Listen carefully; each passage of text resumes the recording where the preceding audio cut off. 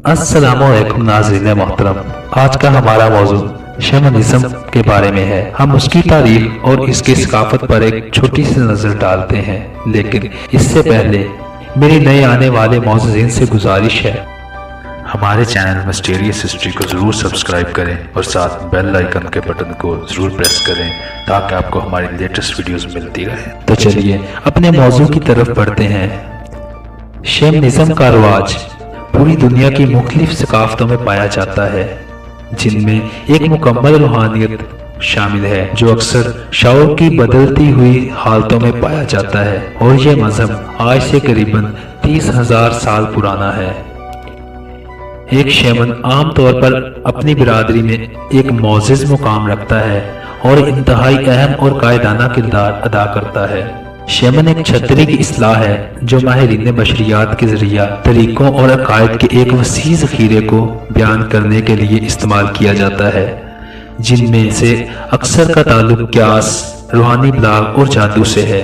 Practice के लिहाज से ये सब हर चीज़ के लिए एक दूसरे से जुड़े हुए हैं।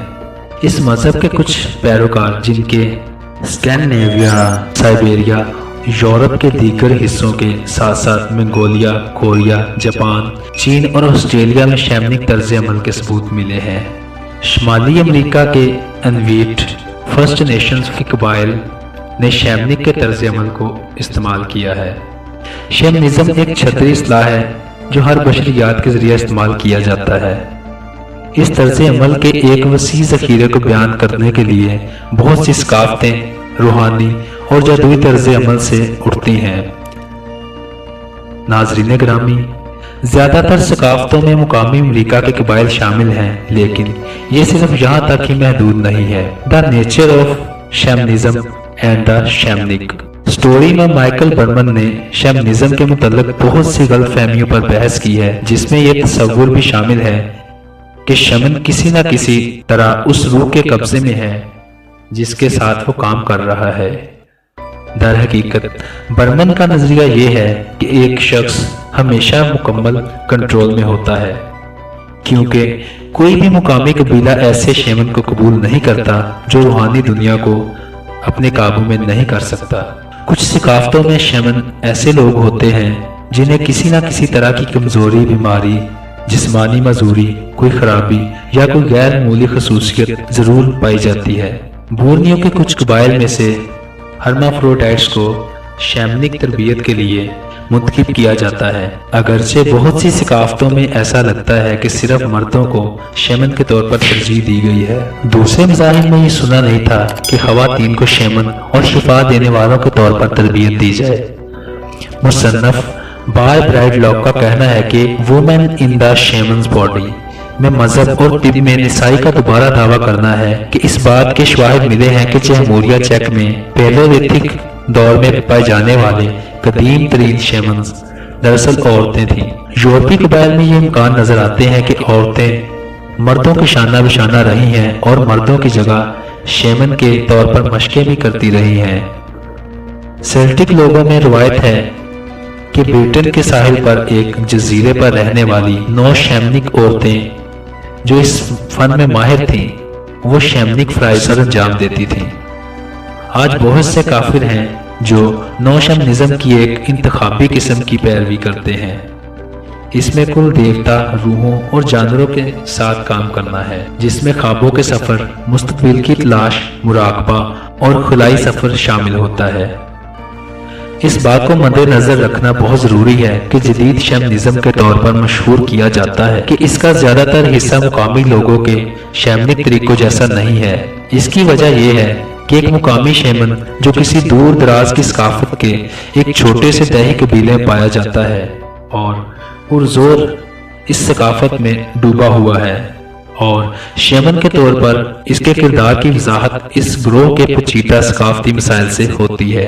इब्तदाई शैमनों के लिए बुनियादी इंसानी जरूरत के जवाब के तौर पर कायम किए गए अकायद और तर्ज अमल की वजाहत तलाश करने और कुदरती तर्ज अमल पर कुछ काबू पाने की जरूरत थी। तब वो देवियों और देवताओं जो कि उनके ख्याल से मौसम को कंट्रोल कर सकते हैं और फसलों को ज्यादा मिकदार में पैदा करने और मवेशियों को सेहतमंद बना सकते हैं, तब ये बिरादरी अपनी फलाह बहबूद के लिए शेमन के काम पर इन्हसार करने लगी।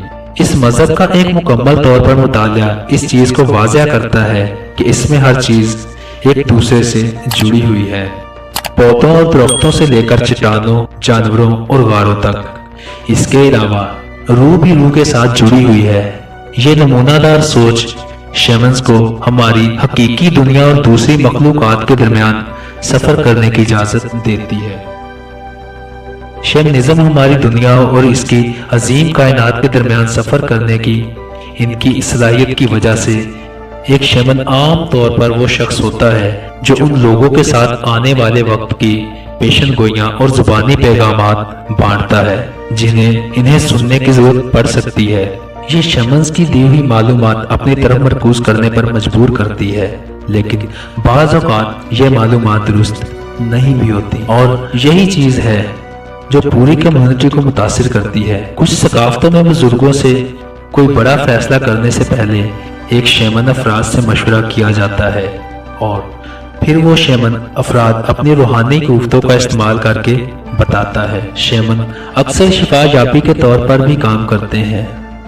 वो अदम तवाज़ुन या शख्स की रूह को पहुंचने वाले नुकसान को ठीक करके जिस्मानी बीमारी को मरम्मत कर सकते हैं। उनकी दुआओं या वसी रसूमात के तरीकाकार में रक्स और गाना शामिल है और इनका यह तरीका उस शख्स के वजूद से नुकसान पहुंचाने वाली रूहों को बाहर निकालने में मदद करता है। अगर इस हकीकत को जरा बागौर देखें तो दरअसल शैमन्स एक मजहब नहीं है, ये सिर्फ एक रूहानी तरीकों का मजमुआ है। इस सकाफत के सियाको सबाक से मुतासर होते हैं और शैमन्स एक अमल है।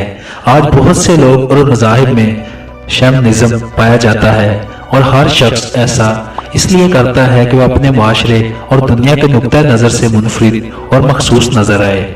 बहुत सी जगहों पर आज शैमन सियासी तहरीकों में शामिल हैं जो अक्सर सरगर्मियों में अहम किरदार अदा करते हैं, खास तौर पर माहौलियाती मसाइल पर मरकूज हों। इसी के साथ ही हमारा आज का मौजू खत्म पजीर होता है। मुझे दीजिए इजाजत। अल्लाह निगहबान।